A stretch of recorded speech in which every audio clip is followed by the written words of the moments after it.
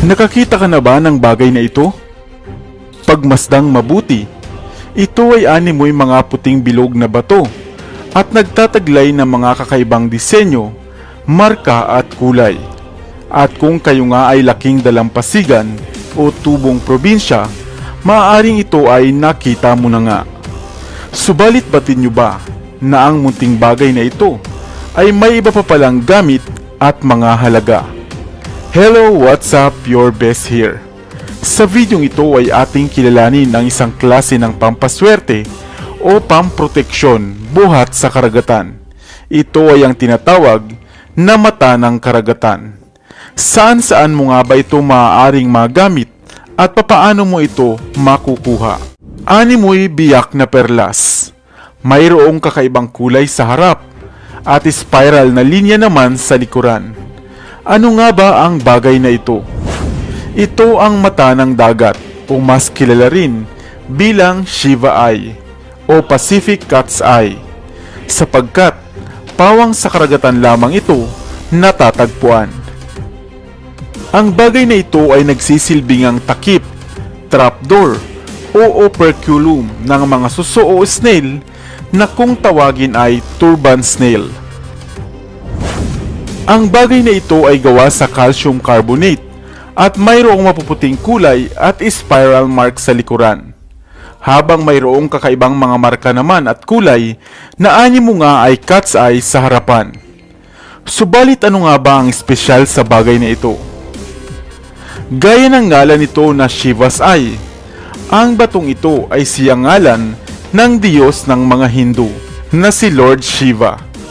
Ito ay pinaniniwalaan ngang isang mainam na good luck at pang-akit ng swerte o good fortune. Ayon din sa ilang folkloric na impormasyon, ito raw ay isang mermaid's money. Kaya naman napakainam nitong gamitin sa pangingisda at sa paglalakbay sa katubigan, para nga sa masaganang huli at maayos na paglalakbay. Sapagkat ito ay elementong buhat nga sa karagatan o katubigan, ang pagkakaroon nito ay maghahatid sa iyo ng proteksyon at maglalayo sa iyo sa ilang masasamang elemento sa paligid. Ito rin ay maaaring maghatid ng maaliwalas, kalmado at serene vibe at magdadala sa iyo ng peace of mind o kaya naman ay relaxation. Samantalang ang mga marka naman sa likod nito ay simbolo ng golden ratio o pagkabalanse sa bawat aspeto ng inyong buhay. Marapat na ito ay linisin muna, basagan ng basbas at lapatan ng dasal bago gamitin upang ito ay mas maging epektibo. Na maaari ngang ilagay sa wallet o sa inyong bag at dalhin saan ka man magpunta bilang proteksyon nga sa paglalakbay. Ikaw, nakakita ka na ba ng batong ito sa inyong kinakain ng mga seashells?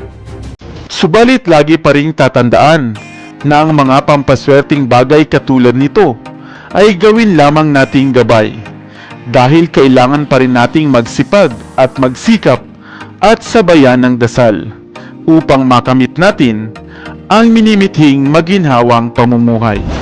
Sana ay may bago kang natutunan sa videong ito. Nakakita ka na ba ng salabay?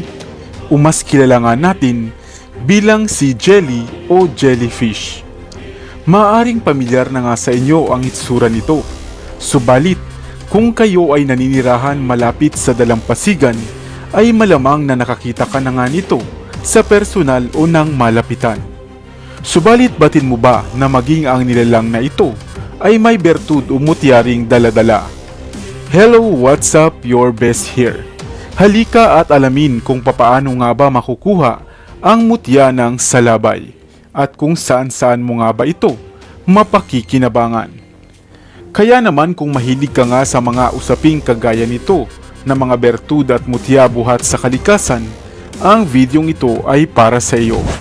Ang salabay, jellyfish o sea jellies ay isang uri ng palutang-lutang na marine animal na animoy hugis payong at mayroong mga tentacles at mga sting cells na nakadikit rito. Mahinahon silang gumagalaw at nagpupulsate upang maglakbay sa katubigan. Kadalasan ay transparent o makulay ang mga salabay At ang mga stinging cells nito ay kanilang ang ginagamit upang panlaban sa mga predator o mga mas malalaki pang hayop sa tubig. At ang mga tentacles rin na ito ay makaaapekto sa ating mga tao. Napakakati at makirot ang dulot nito sa ating mga balat. Minsan ay mild o seryosong latay at maaari ngang ikamatay.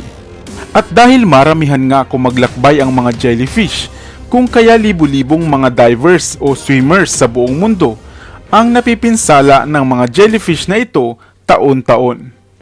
Alam mo rin ba na makakain ang mga jellyfish? At sa ilang Asian country nga ay itinuturing pa nga itong isang delicacy.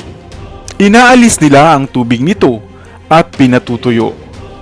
Ang jellyfish ay mayaman sa protina, isang sustainable na superfood, subalit mababa naman sa energy content. Ang kakaibang nilalang din na ito ay nagliliwanag sa kailaliman. Isa sila sa mga ginagamit sa mga laboratorio para sa kanilang mga bioluminescence na mga research.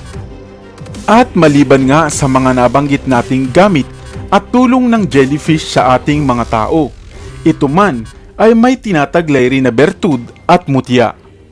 Subalit hindi sa anyo ng isang bato. Ang jellyfish ay normal na transparent o silag. Subalit kung magkataon na makakita ka nang hindi sinasadya ng piraso nito na kahit nga ilagay mo sa iyong palad o sa damit, ay makikita mo pa rin ang mga bagay na nasa likod nito. Na ang ibig sabihin ay lampasan ang iyong paningin gamit ang salabay na ito. Kung palarin ka na magtaglay nito ay maaari mo nga itong patuyuin at saka ilagay sa pulang tela. Maaari mo itong magamit bilang pampaswerte sa sugalan, tagabulag at pampaswerte sa negosyo. Isang napaka-unique at rare na matagpuan.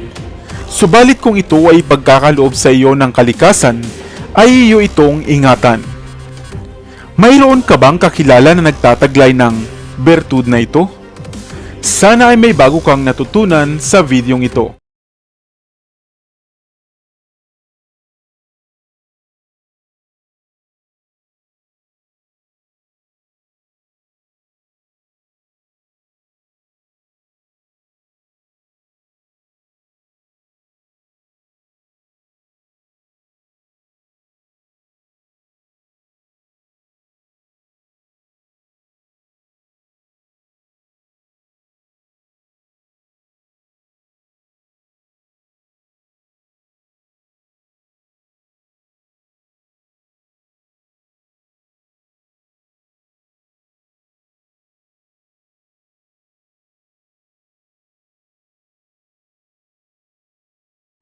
Dito na sa Best TV, tayo ay matuto.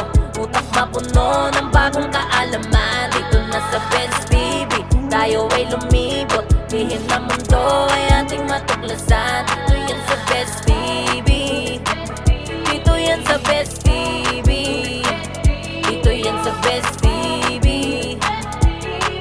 Sapagkat ang mga laki may alam. Dito yan sa Best TV. Tara bes, sabay-sabay tayo na matuto. Pagkat dito sa mundo lamang ang siyang marunong. Ating utak salina ng panibagong dunong. Mga bagay na sa buhay ay makakatulong. Mga sikretong kalikasan, para kung sakali alam mo ang kaligtasan. Mga usaping realidad